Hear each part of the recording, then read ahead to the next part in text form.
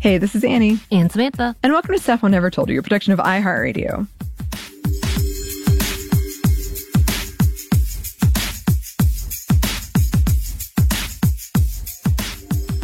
And welcome to another book club. Today, we are reading the current most banned / challenged book in America. You can see our recent, I actually think it was a classic about banned books where we updated at the top about what's going on there. 2019's Genderqueer, a memoir by Maia Kobabe, with colors by Phoebe Kobabe. It's a graphic novel that explores gender identity and Maia's own experience coming to terms with how E identifies, and yes, E uses air pronouns, and we're going to try our best to get it right. It's not difficult. It's just kind of practicing. It's new for us.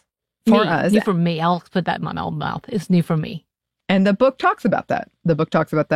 But let us know if we miss one, because we do want to get it right. But especially coming out as a young person and having all these questions, it's really heartfelt and open and honest. It's beautifully illustrated. It feels like you're reading a very open, sweet kind of look at somebody's life and their questions that they have, and trying to find ourselves and relating to other people. And it's just I don't know. After I read it, I felt so like I'd connected with someone. Yeah, I would think that's the overall. And I know that's what A said at the end of the book, is that, when we'll get to it, when it talks about Maia teaching, and A references to the fact that A doesn't have the courage to tell our own pronouns, but realizing how many young people were in the similar position of being unfamiliar and unable to put into words how one might feel.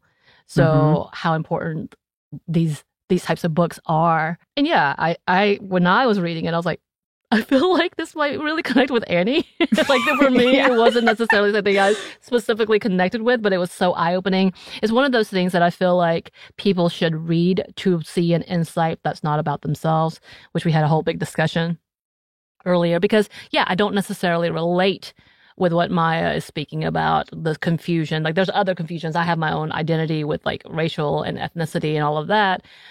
This is not one of my battles, but to see it and to read it and to see Maia's own experiences and the struggles A went through, it's really eye-opening. B is so necessary, again, for any of those who would want to say that they're allies, anyone who wants to say they want to be supportive.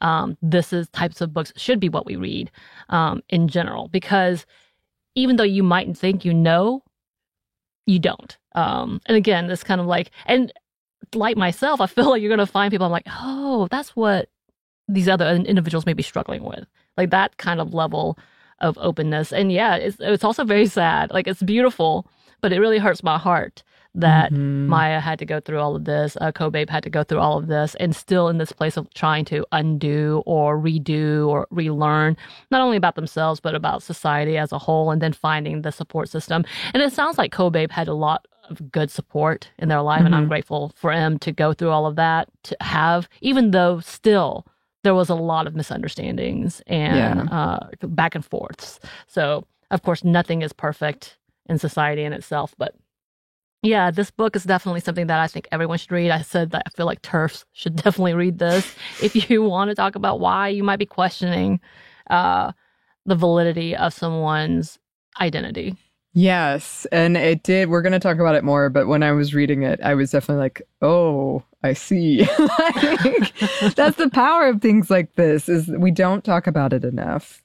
And we don't talk about sex education. We don't talk about gender identity. We don't talk about sexual orientation. And to have something like this, I am a 35. I don't know how old I am. I'm 35-ish. Year old woman.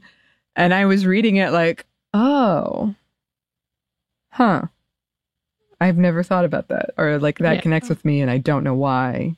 And Well, I love this too because as I'm reading Kobe's book and the memoir, I'm thinking, oh, we're close to the same age. I had a moment where, because AR doing a timeline about when AR is in school and all of that, and I'm like, oh yeah, I think we're around the same age. Oh. I had that moment, but then at the same time, because A is learning so much about themselves still today, it makes me feel better at the same time because we are close in the same age. But yeah, when you kind of look at the time, I'm like, oh, because in my head, with someone with that much experience, to me they're older. Kobe is not. For me, for you, yes. For me, no. No, and that kind of goes back to, we were talking about, we have this assumption that I think a lot of us has internalized, me too, of, by a certain age, you figured it out. Right. And you have it. Clearly, this whole show is kind of like proof of that. But also, it was really fun. We're going to talk about this at the end. But there were so many cultural references where I was like, yes, I'm right there. Yes. Supernatural was brought in. Supernatural, Lord of the Rings. Yeah, that was the other part. It's like so much fan fiction was brought into this. I'm like, oh, Annie is having a field day. I did. I was so happy. I'm like, finally, we're just talking about it, like how important it was for us. I love it. We're going to talk about that, guaranteed. So, yes, as we did mention in our book banning episode, the funny thing with banning books is that it draws more attention to these books.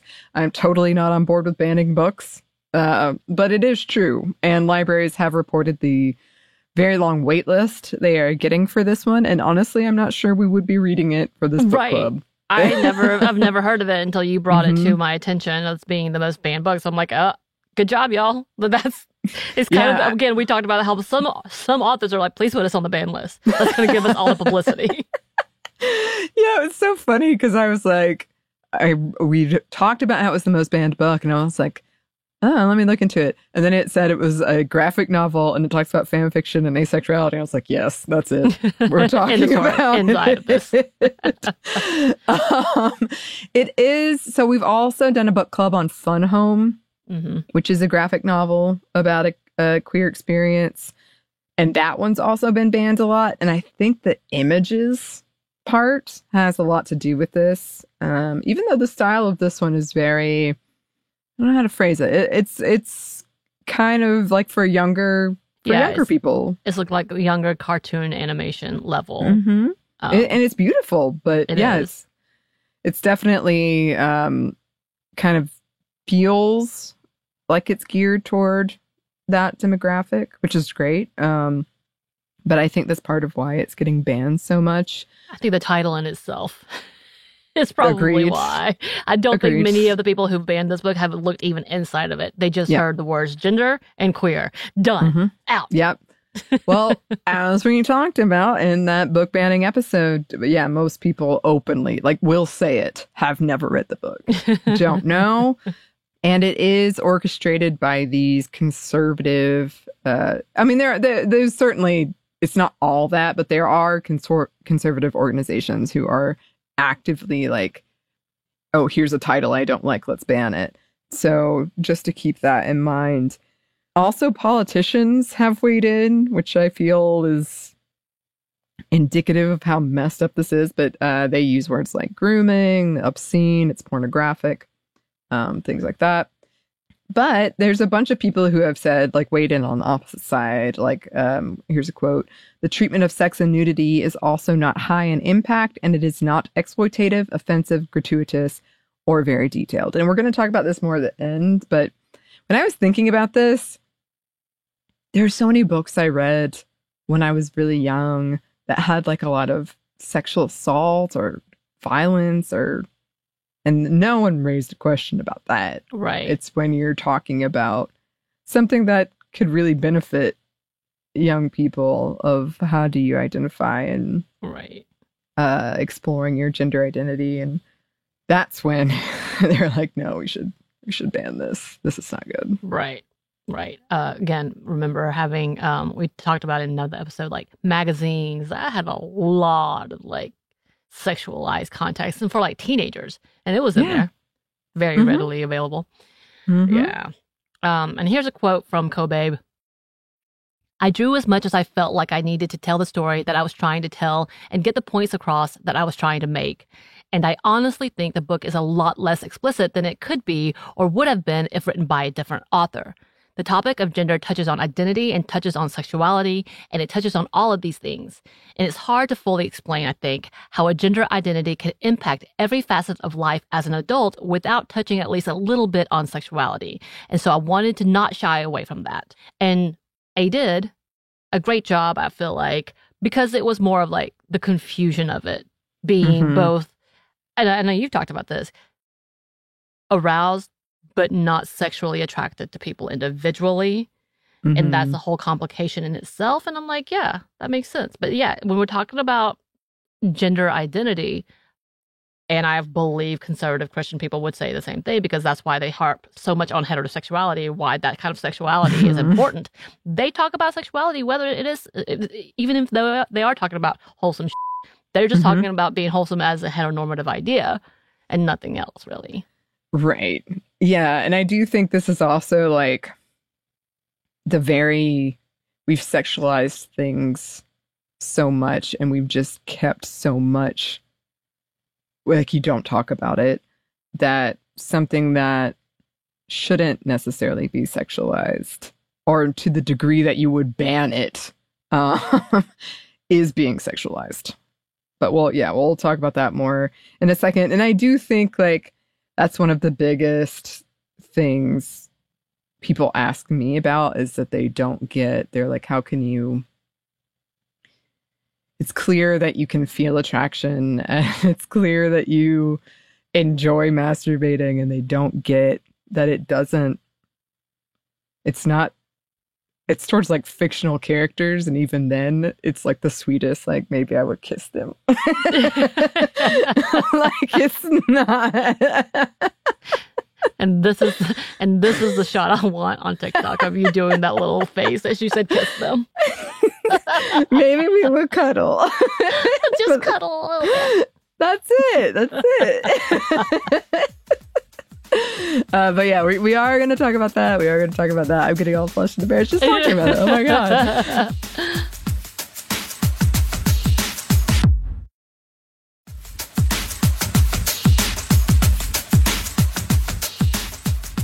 All right, so the plot, and this is kind of it's sort of all over the place because I was just like writing what was really connecting with me, but I really do recommend reading this book. It traces Maya's life with these questions, like all of the questions E had, and how that impacted their life choices. So, okay, the book begins in 2014 with Maya going off to college to get an MFA in comics.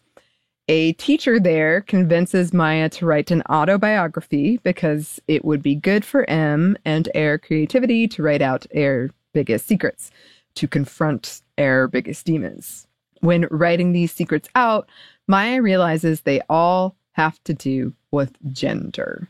Getting your periods, girly clothes, swimming, bathing suits, things like that.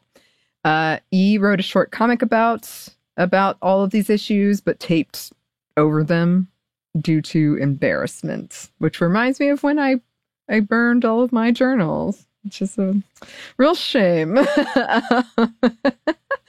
The story then jumps back to the past, to 1992, when Maya's family moved to Northern California. The house didn't have working toilets, so Maya and the neighbor boy, Galen, often peed outside to avoid the like spider-infested outhouse. And the illustrations show the difference in peeing between the two of them. So it's like a lot of these little memories of, something. What are these roles we're playing? What are these differences? And Maya not quite understanding them or relating to them. Right. And I feel like it's also the point of understanding that as youths being very young, it doesn't matter until it's introduced that it has to matter. Yep. So Maya Mhm. also loved snakes and requested snake-themed items as often as possible. Maya and Galen didn't attend preschool or kindergarten, and their first mingling with kids their age in a social situation outside of their families devolved into a girls are not allowed because they have cooties defense. Neither of them knew what a cootie was. Entering into school, Maya struggled with things like painting, knitting, and reading. A did become the snake catcher of the school. I thought that was super cute. Yeah. I liked that a lot. And Maya sometimes got confused for a boy. A handful of other boys in the class had longer hair. This is like, again, it's just a bunch of small examples of it, and I say small being like, if it's not you, then it seems small. It is a big deal. But it kind of these like, oh, I don't get why girls have longer hair, boys have shorter hair. Like just these questions.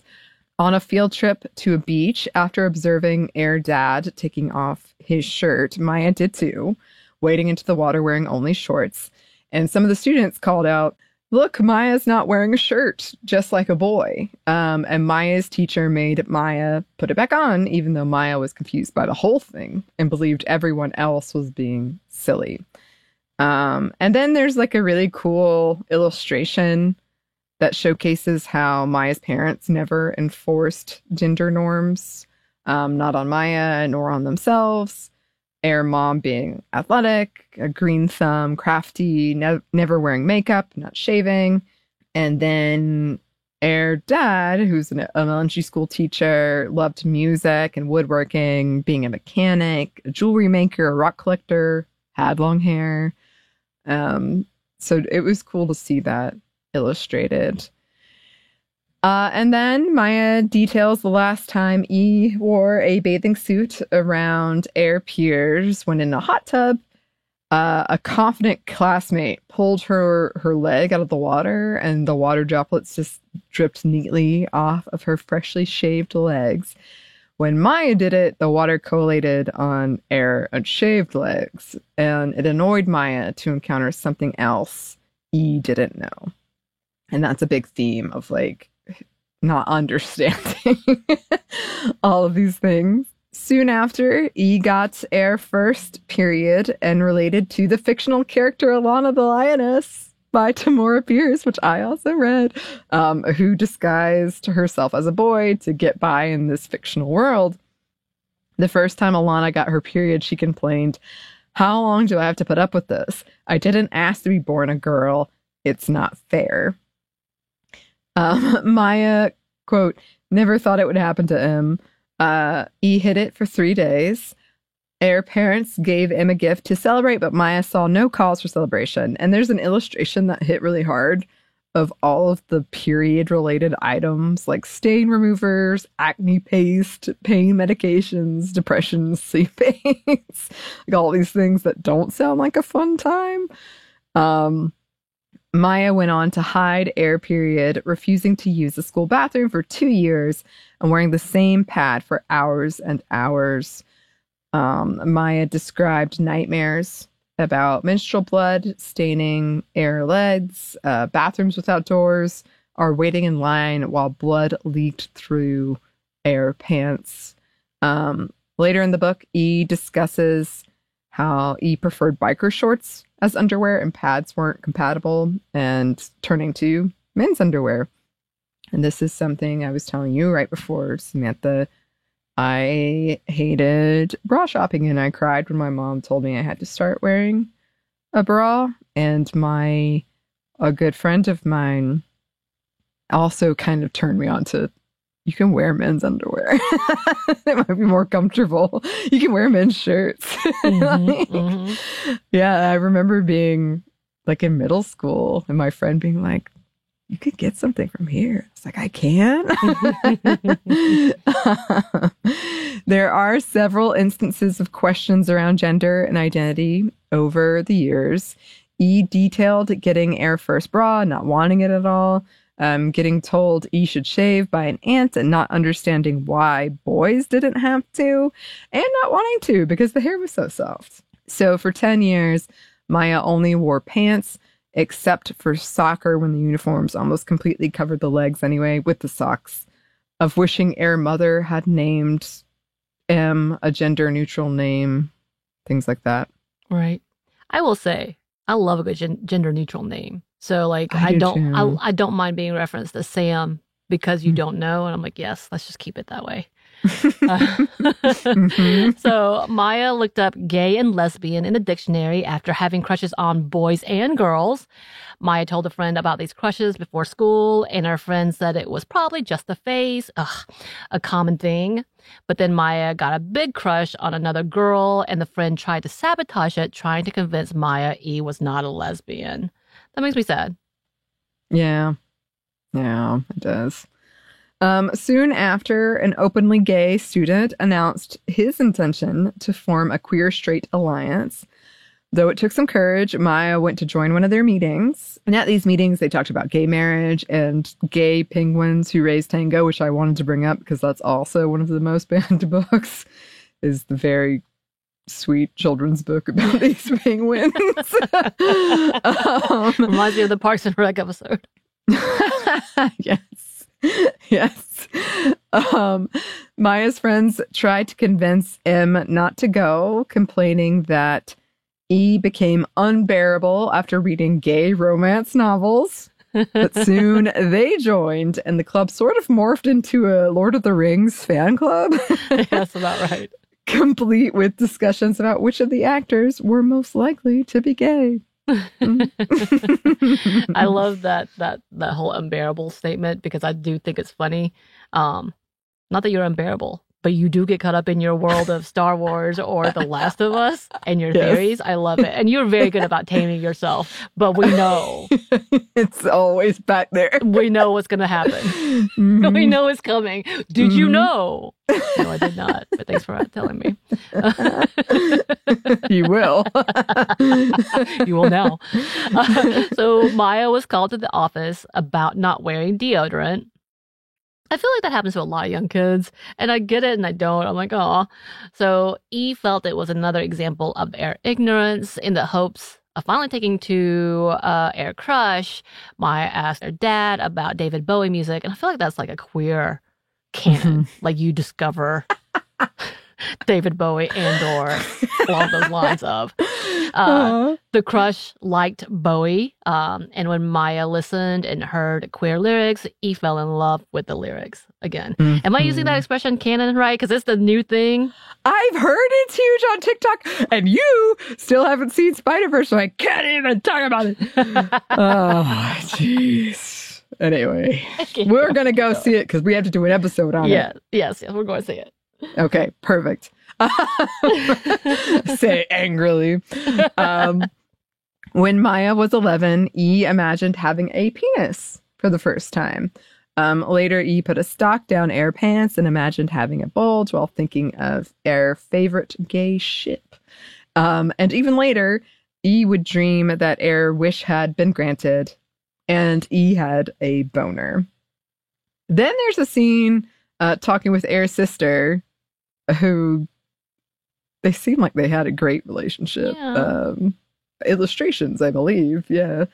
About how it never occurred to M to put something in Air vagina, nor to taste Air self. And that stood out to me because I had the same conversation with a friend of mine when we were in middle school. And it's like, what are you talking about? I've never had that conversation with a friend. Maybe we were just too shy. We were never explicit. We talked about masturbating, but we never explicitly talked about what that meant. She was talking about a book that she had read where that happened. And so I don't know. It was sort of, she was like, yeah, and then they did this. And I was like, what? That's fair. I feel like any sex talk and it gets explicit, you're like, what the hell is happening? Yeah, I'm like, what? Wait, what? For everyone, not just you, but like everyone. It's like, what? But me, yes. But you specifically, yes. Yes. Anyway, Maya then realized he was attracted to androgyny, which made it difficult to pin down Air's sexuality. E started to fantasize E had been born with two half souls, one boy and one girl. And E came up with this lost male twin who always felt like he should be a girl, which I thought was interesting. Right. And I like that whole like half spirits, because it is that two-spirit idea that the natives have always talked about and have always represented. And that's been a part of their culture. Again, if we just listen to the native people, I think we would all be smarter and happier, but that's okay. Whatever. Yeah. Anyway, it's not okay. I'm sad. Then Maya learned about the term transgender. This spurred a whole lot of questions about identity, both sexual and gender. E wrote in her journal at 15, I don't want to be a girl. I don't want to be a boy either. I just want to be myself. E dove into reading articles, books, especially of the queer variety. E got a haircut, a very short one. E loved being described in masculine terms. And that haircut scene really was cute because E was talking about how free they felt for the first time. And E used to hate being in pictures, but now loved it. Yes. And there's a very cute moment about Maya's sister knowing all of this before Maya did, which I really, really liked. Then Maya fell in love with the theater and agreed to go on a date with a dude sort of out of guilt and pity, and immediately regretted it when he called M girlfriend. So E called the guy back and canceled. Maya turned to a friend and complained about all the stuff girls are expected to do and be. And Maya's friend said E was the least girly person they knew. Which I also related to this immediate regret. Like, no. Well, of course. I feel like the extreme, like, you're my girlfriend. I can tell everyone. Yes. That's how this works, bruh. But okay. Yes. Again, I had that weird one date, and the dude was like, I can't find anyone better than you, crying because I had to break up with him after a date. And I'm like, this is intense. That is intense. Why are we doing this? Why is this happening? Anyway, this might explain to like older men being just as immature. Who knows? Maya still wrestled with confusion about Air's sexuality and identity, but felt much happier. E was the only AFAB to wear pants at graduation in 2007. And when we say AFAB, assigned female at birth. E went to college hoping to find love like their parents had. E learned about the damages of chest binding, something A learned after getting cast in a lead male role in the college's small drama program and experiencing jealousy of people without breasts. Yep. A friend of Maya's tried to set M up with a woman after finding out Maya's sexuality, but Maya ran away, literally ran away. Later, Maya contacted the woman on Facebook, but the woman wasn't scared off and continued to show interest. And confused, Maya thinks this is what E should want, like Air parents. Maya spoke to Air dad, but was still confused about dating afterwards. Maya called the woman to discuss all of this, and after confirming what a relationship would mean with this woman, basically friendship, but with, quote, gross sex in Maya's mind, Maya confirmed E wasn't interested in a relationship. So, yes, Maya is definitely wrestling with, am I asexual? Like, I've got all these things going on. These questions, again. E continued to explore Air identity through entertainment like fan fiction. Yes. Okay, so this scene resonated with a lot of people. No matter your gender identity, E got this gynecology exam and felt very uncomfortable with Air nude body and feeling unable to ask questions like, why don't I feel like a girl, to the gynecologist, and experiencing horrible existential pain and swearing after that nothing would ever enter Air vagina again. Maya re-examined the idea of being asexual after college when E realized that E probably had less of a sex drive than anyone else, though E had been able to masturbate with just thoughts, which again, I was like, oh, this is me. E sort of accidentally came out as not cisgender when arguing with someone who didn't get why the term was everywhere. And then E discussed the whole thing with Air mom about how E wished E could remove Air reproductive system. And then E fell into One Direction fandom, which some of you have written in about, and started using fan fiction to work through grief. 100,000 words. But after all the angst, E didn't know how to write a makeout scene. And E decided to make out with someone for fan fiction. Is this you? Do you do this level of like research? Because I was thinking about like when you talk about doing sex scenes and such. Not that you did that as a research thing, but that did pop into my head. Well, it's funny because I was reading this, I was nodding my head furiously. Like, I have done ridiculous research for fan fiction. I never kissed someone for it because I just kind of read other fan fiction, and I have kissed people before, but I learned from other fan fiction. But one of the first fan fiction I wrote included a 4-minute makeout scene that a friend of mine who's definitely not asexual read and was like, "This is not realistic." Is it Katie? Did Katie tell you it was Katie? Wrong? She was right. Kudos to Katie. I was just like, how long do you kiss for? Is it a lot of time? Is it a little amount of time? To be fair, people who write dramas really go all out and exaggerate all those things. So it's not so unheard of that people would think this. Yeah. It was clear that I didn't know, though. It was normal, quote, heavy quotes, for kissing length. But I tried my best. Sure did. Yes. And through this research for fan fiction, E discovered the term autoandrophilia, which is a person who's AFAB, who is sexually aroused at the thought or image of having a penis, which I'd never heard before. I hadn't either. Yeah. Learning all the time. Anyway, Maya went on a Tinder date. It was a failure. But then another one was a huge success. And they were very open with each other. They had a lot in common. They find types of sexual intimacy that they're both turned on by. However, Maya realized E was more turned on by the imagined fact of having a penis. And E broke off the relationship. Still, Maya reopened Tinder because E never figured out how to end my fan fiction. Yes. However, solution. Maya contacted AirFriend to write the sex scenes, which is one way to do it. Yes.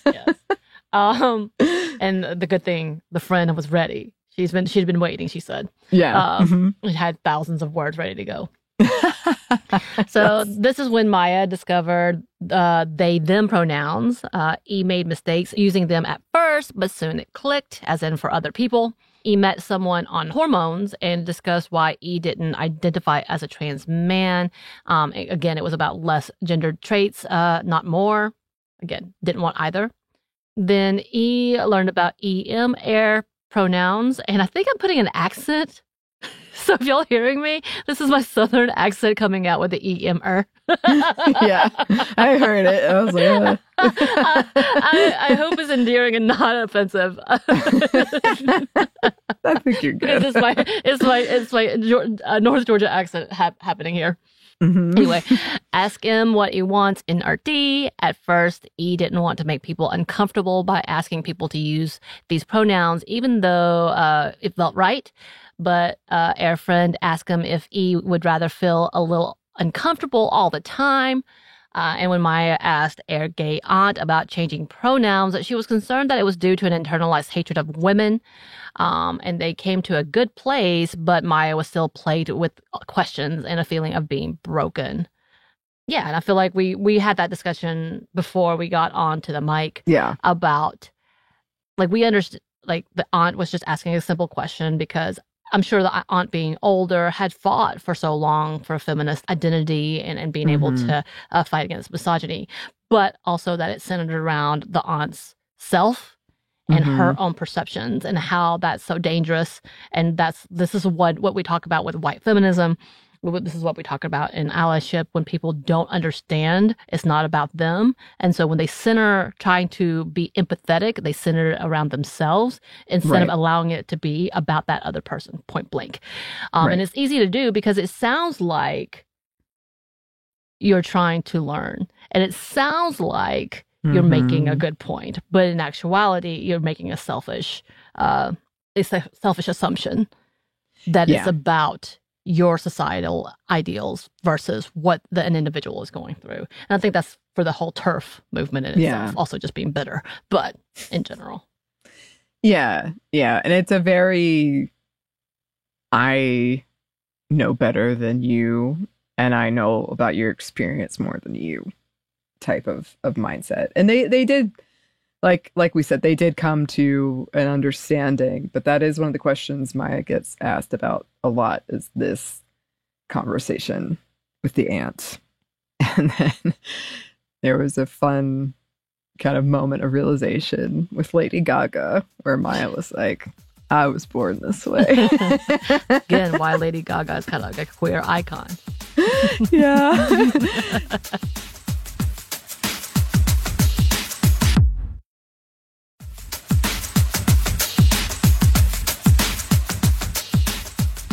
And then later at a queer comics convention, Maya puts on an EM Air pen, but struggles to correct people who get it wrong.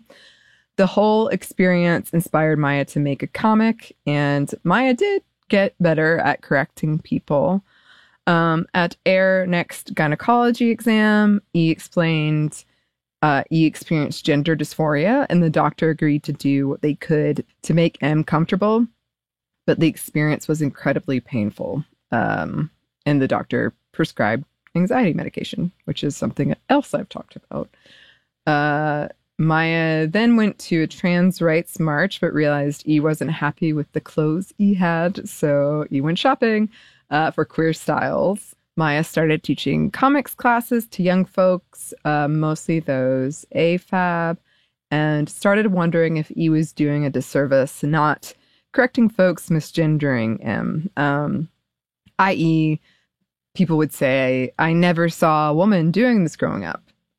So Maya decided to come out so children could see a non-binary person in Air position, even though E were worried it might get M fired. And that's where it ends. It ends on a very, it's so tragic because it's like a very hopeful message of like, oh, I want to inspire the next generation. I want people to see me. I want people to know that this experience exists.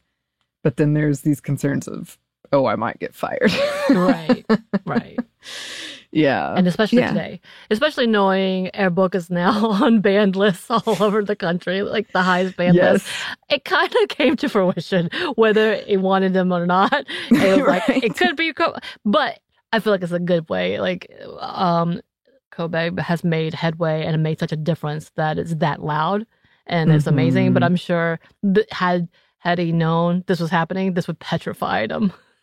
Yeah. Well, and that's the thing is like, when I was reading this, I kept thinking, I wish I had this when I was young, number one. But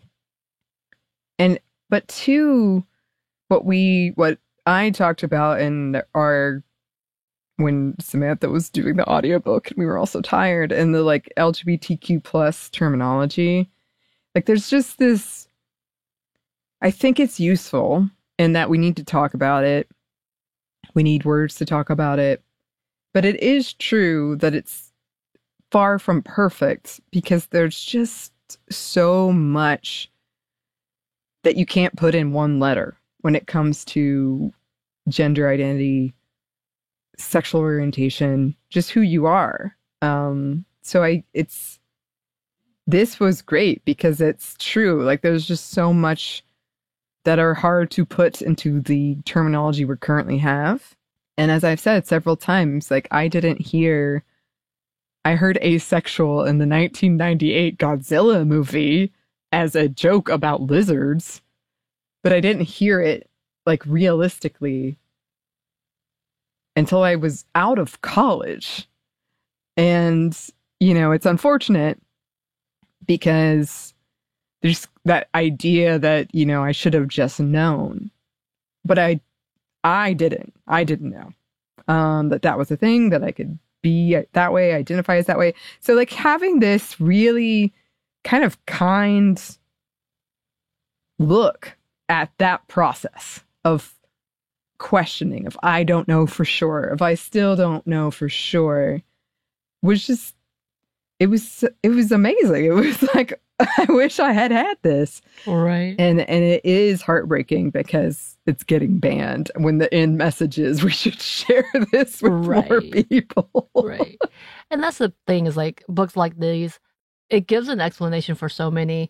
If the world was perfect and we wouldn't, and people accepted what it was, I don't think the conversation of pronouns would be this confusing in general. I believe that, you know, keeping it generic would have been just fine in itself. Not binary. I'm saying generic. Like that's right. Like you could have just nothing. Like just the experience of nothing and just being like genderless. We've always been binary to build a hierarchy. And I think that's part of the problem. And that's the underlying beginning of the issue. That we can't just pretend like it was normal. It was normal because it was building a system. So when we build a system and there has to be a hierarchy, then you know that this is meant to put someone down. This is meant to put a group of people down, whatever the group may be. And to pretend like that's not how it was set up is naive in itself. I'm speaking very, I guess, deeply at the same time, like generally in this, but that's the fact of the matter. And the reason it's getting dwindled down and deeper and larger is because people continue to push binary ideas to the point that they take over and abuse a certain term and no longer gives the effect that it needs. So it's kind of this level of like, no, this is a battle. This is kind of a war based on just decency and recognition. And that's the conversation that we're not having. And it would be lovely just to have that genderless idea and just be there existing and not hurting each other. That would be a lovely, lovely aspect. But this book is almost kind of testament to what it feels like because A is having to figure out the simplicity through the difficulties, like through the complications, because no one will allow it to be simple. Yes. A simple is I don't want to be a gender. I don't identify as these genders. I don't identify in these sexualities. I just want to be and just want to be loved in that and not have the fear of that. And discovering that because it's so radical, even though it's almost the simplest. Right. Well, that was one of the things that really struck me about reading this is that it's over and over again clear that gender is a learned structure. And because Maya grew up homeschooled, it's when you see it from a child's eyes who didn't grow up with it, I think you can really recognize how arbitrary a lot of this stuff is of, oh, my hair has to be this certain length, or, oh, I have to wear these certain things. And it's just somebody like societally telling you that you have to do that. But if you are outside of that, it doesn't make any sense. It doesn't make any sense. And that whole idea I really, really related to of like this idea, like people have access to a secret knowledge that you don't have. Because if you're not heteronormative, it doesn't make sense to you, but it feels like it makes sense to everybody else. And you feel like then something is wrong with you, or like you're not smart and you're not picking up on something. And it's not that. Like, it's just we have these structures and how we think people should have to be based on these hierarchies, like you said, and based on just these roles we've told ourselves that people have told us, this is how it is. And so if you don't fit into that, and that's kind of the key, is like the fitting in. That's kind of the issue with the letters of the LGBTQ plus, which again, I think is useful, but has its problems. Because if you're like, well, I don't fit in here and I don't fit in here, like you're just always trying to find where you should go. And if you've never heard of it before, of whatever it is you're feeling, if you've never talked to anybody else who's felt that way or identifies that way, it can feel very much like lonely, and that you are like, I convinced myself I was in a phase for a long time. Right. But this comes back to, you have to label yourself to fit into the hierarchy. You have to be able to label yourself to see where you stand in society in general and which place you are and where you are on the structure. And which is kind of that whole level of like, no, the spectrum is a very useful conversation in that at the very least, the spectrum puts you on one line with variations. Again, because it's not all black and white. It's not concrete about what it is. And it doesn't really make sense that it should.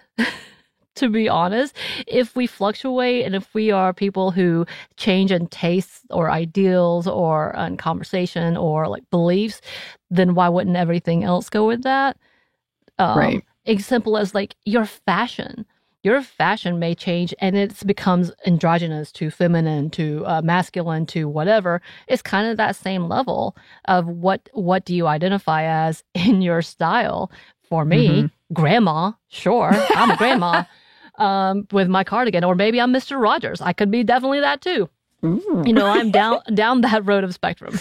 But like the conversation lies into that. This whole book is a look at why structures like this are damaging, can be confusing, and then overall, again, ostracizing and lonely. And I think that's why seeing this perspective is so good, because it's not necessarily like, for me, it was educational more than anything else, so like relatable. It was educational, but it also, again, it was so simple in seeing how lonely A were and was throughout this process. Not because A wanted to be with somebody. That was not A's goal.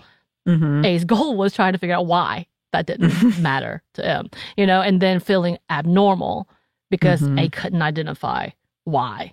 And that kind of brings back to the conversation of like, I hate that A had to even have this moment of themselves because A had to really, really focus on trying to figure themselves out and lost a lot of just being themselves. Yeah. Yeah. And it's also, I had to kind of really examine some of my own thoughts, because when I was reading it, I did have a moment of like, whoa, I can't believe they have this in libraries, which is terrible. And I thought about it, and I think one of the big issues is we don't have sex education here. We don't have it. And when we do, it is highly sexualized. So, like, if you haven't read it, which I highly recommend that you do, there are sexual images, as we mentioned at the top, but they're not like gratuitous or graphic or explicit. No, it's not. And the thing is, if we had sex education, I don't think we would be having as big of a conversation about this. And we should have sex education because that is just something we should be having. Like, so I do feel a lot of this for some of you, and I will admit it, like I had a moment of like, whoa, and this is a girl who's reading damn fan fiction in 7th grade, and that they had this in schools, but then I was like, I don't think it should be that way. I think it should be the opposite way. I think we should be able to read this in schools as someone who at that age would have related to it and would have really benefited from it, and not have it be, quote, obscene, pornographic. Right. We can't have kids reading this, seeing this.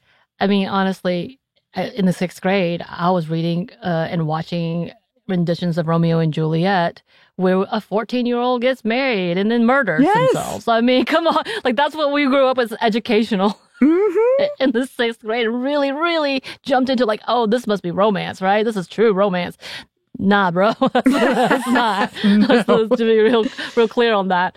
But yeah, and when we're talking about sex education, we're talking about nothing that exists here today, because when we're talking about sex education, what we're talking about is talking about the spectrum of sexuality and why that's important, spectrum of gender identity and why that's important. Understanding that some of these things are traumatic versus some of the things not. Like the whole conversation about gynecologists. We don't talk enough about that experience to young girls who have to go in and not realize what is happening, to be strapped up on a table, and oftentimes with men looking up your all your things when you've been told that is private and no one's to see it and everything should be covered up at all times, and then not understanding like we demonize that in general because, you know, if it smells, then you're dirty, or if it's not perfectly shaven or clean, it's dirty. You know, all these conversations, and not even sure how to clean it. Like, we're not even having that conversation. That level of what we're talking about in sexuality, having a conversation about this is what birth control pill is. It's not just for you having, like, if you are sexually active, it can be for regulating your period, which can be bad. And y'all, it's not normal to be hurting this much. I really thought it was. Yeah. I really thought I was supposed to be hurting with clots that were like quarter size coming out of my body. And then being told later, no, that's not normal. I'm like, oh, what? Oh, okay, that's not normal. And not figuring it out till my mid-20s, being petrified and then being quiet because I thought this pain is supposed to be normal. Right. Once again. And that's part of that conversation. Also, being whatever shame it is to your body is not okay, but being told that that's normal. Right. To cover it up. Like, we don't talk about any of those things, and it should be talked about. And yes, men should hear about it, and boys should hear about it, and they need to understand it so they can shut the hell up when we're saying we're having a period cramps and you're going to get cursed out if you look at me wrong. Yeah. No, it's true. I think that one of the key things when I was reading this was that kind of shame. We have shamed so much of these conversations around sexuality and gender identity and women's bodies and like gynecology being wrapped up in that. I've talked before, like my first gynecology exam, I was 15 and it traumatized, like no joke. I still think about it. It's the first horror story I've wrote on 13 Days of Halloween is based on it. Yes, it traumatized me. Yeah. And you're not the only one. And then we talked about IUDs, and I know Kristen and Caroline did an episode because Caroline talks about her experience versus my experience. But that's the thing, like people come in, like it's a sign you're fine. And then people are vomiting and having experiences like of being in pain for years because they can't say the right things or whatever, whatnot. And yeah, I think that's, again, that bigger point of like, okay, when we talk about sex ed, we're talking about everything. We should be preparing people for whatever, for men too, for boys too, about like it's normal to have erections this time, that time. It's not normal to act out on it or anything. You know what I'm saying? Like any and all the things should be talked about in front of each other. If it's so embarrassing, yeah, you can split the, genders up however you want to do it, but then still talk about it. Just because one gender's not there doesn't mean that it shouldn't be discussed about. And talking about real feelings. And then I love the reference to the book with the doctor who talks about breaking down of sexuality and as it not being like you may have a female body with a lot of more testosterone, so therefore you are more masculine in like feels and hormones. And yeah, you see that it's evident when you meet certain people. You're like, yeah, this is prevalent, like biologically it's prevalent. You can see this. And I love that Maya talks about feeling heard and seen after reading the book and realizing, oh, it is biological, the reference to I'm born this way. But we should have that level of biological conversation. Yes. Than just the straight binary, you have a penis, you have a vagina, congratulations. Or I'm sorry.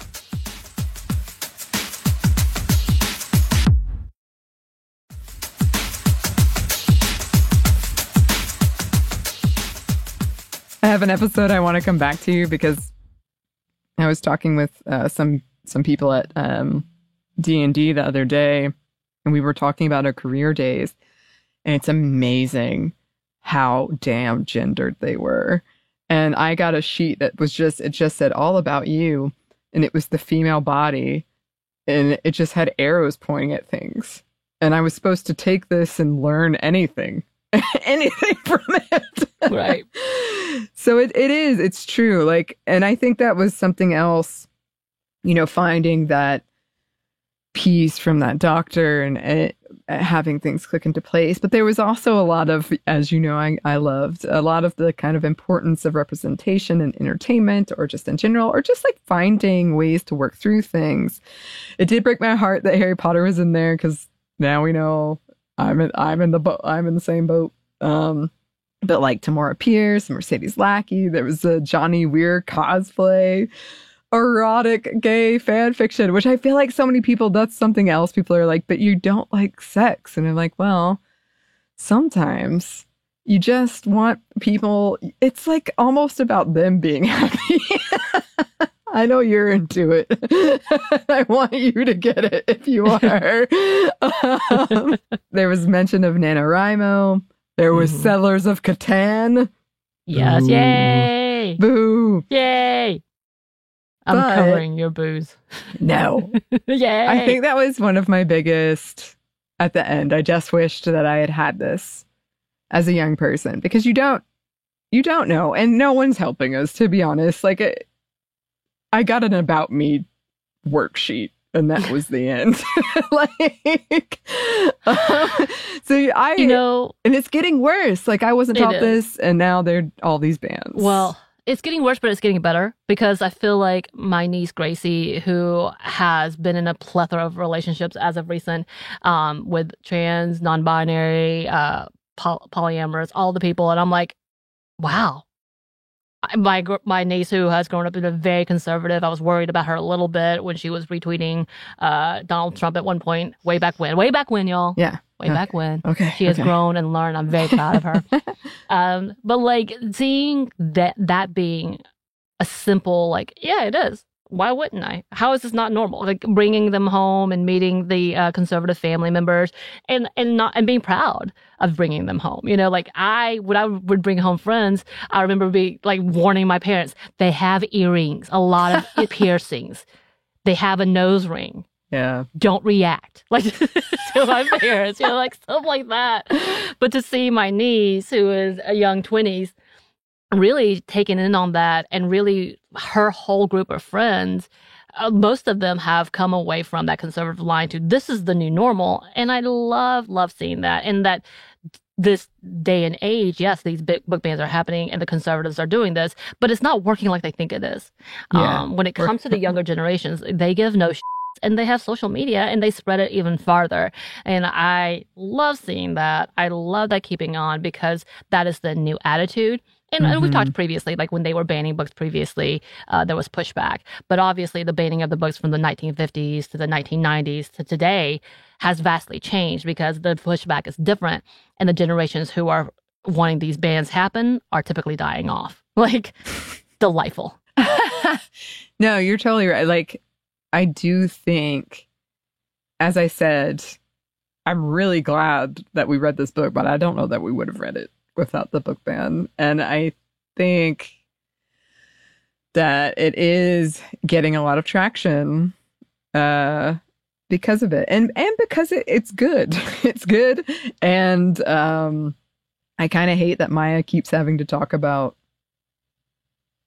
people just interviewing him about book bans, when the whole thing it's so good. And it's just, like I said, it felt like reading a diary, but it felt so novel because I've never really heard anybody talk about it, even though I literally left thinking I've got to re-examine some stuff about myself. That's an amazing moment. Yeah. And I think, again, the way Maya Kobabe does this book, it is geared towards those who are lost today because they felt isolated. So it's a youthful interpretation of more themes that you could tell A wanted this themselves as a youth, and so A is writing it to themselves as a youth, if that makes sense. And I love that, because A adds on so many great scientific things, references, so many new words or new concepts that many people may not have known, but does it in such an open and vulnerable way that it is, again, looks like a love letter, but at the same time an admonishment to themselves as a youth for not only to help with their struggles, but also to encourage others in whomever else is struggling. So it's like all of these things. It's beautifully done. It really is. I did have a lot of, it hit close to home. Like, I was just reading it thinking, oh yeah, I was telling you before, Samantha, like, I hated having breasts as a kid, to the point like it was a running joke amongst my friends that I hated it. And I always assumed it was because I had all this trauma and I like knew they drew attention, which could be true. But after reading this, I was like, I wonder something else could be true as well. It's just, that's the power of this kind of story, of like this kind of sharing and openness, is it invites other people to understand more about others, but also themselves. So it really did hit. I was reading it like, oh, damn. Oh. I think we were both thinking of you when we were reading it. Yeah, I was shocked. I was like, oh. And then, like, we already talked about this, but just to be clear, like, this whole idea, it's not rejecting womanhood. I really liked this quote towards the end, which was a description of gender as a landscape. Some are born in the mountains, some at sea level. Some are happy where they are born, but others want to move. Right. Simple as that, like you said. Like, it's simple. That's, again, if people could just take it as the story of Maya Kobabe and not women in general or men in general, it's that simple. Like, it didn't even cross my mind that this was anything concerning womanhood. Right. Until A wrote about the aunt, and I was like, oh, no, it's obvious. And again, this is different because we have our book to tell us straightforward what it's about. Right. As where when A was talking to the aunt just heard different pronouns. Don't want to be a woman. What? Type of conversation. So again, not saying the aunt was bad or the villain in this book at all, but the fact of the matter is, if you take it as this is about Maya Kobabe and their experience, and any person who feels neither of these binary words fit them, it has nothing to do with womanhood, period, as a whole. It has nothing to do with me describing myself as a woman, period. No. So I don't understand how that's offensive or an attack. So let's just, and I don't see that as a misogynistic turmoil for A at all. It is literally just the turmoil that A's been struggling with the entirety of their life and trying to find a point of being happy. Yeah. Yeah. And I do think it's worth reflecting on, like I said, the limitations of language, because we did gender. Not all languages are gendered. And that's not to say that they don't have issues either, but not all languages are gendered. And it makes sense. Or it's much like, again, the indigenous peoples who talks about being two-spirited. And that's an open wide of all the things, whether it's being both or neither. Right. Right. So that's something to always keep in mind in this. And it is unfortunate because, like I said, if I had known about this, it could have changed the course of my life. And, you know, the learning of, it's still problematic in terms of, you know, just because you learn a new word, it doesn't necessarily change, but it gives you something to be like, okay, that makes sense to me. And maybe the word for what you are doesn't exist. And like I said, it's so vast. It's so vast that some words can't, like maybe just one word can't capture it. But yeah, I recommend it. I really, really enjoyed it. I loved the fan fiction bits. If we weren't going along, I would just go into that because I was like, yes. But yes, we recommend that you check it out if you haven't already. As always, we would love to hear your suggestions for our next pick. You can email us at stephanieandmomstuff@iheartmedia.com. You can find us on Twitter at MomStuffPodcast or on Instagram and TikTok. As Stefan Never Told You, also on YouTube. Also, we have a TeePublic store. Also, we have a book you can pre-order. You can pre-order it at stuffyoushouldreadbooks.com or on Audible. Thanks as always to our super producer, Christina, our executive producer, Maya, and our contributor, Joey. Thank you all. Yes. And thanks to you for listening. Stefan Never Told You is a production of iHeartRadio. For more podcasts from iHeartRadio, you can check out the iHeartRadio app, Apple Podcasts, or wherever you listen to your favorite shows.